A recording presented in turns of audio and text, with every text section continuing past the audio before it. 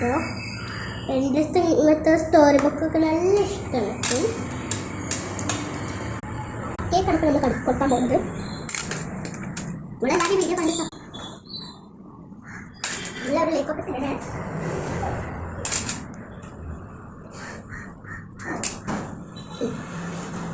നമ്മൾ കുറച്ച് കഴിഞ്ഞാൽ ഇതിന് കളർ കൊടുക്കുക.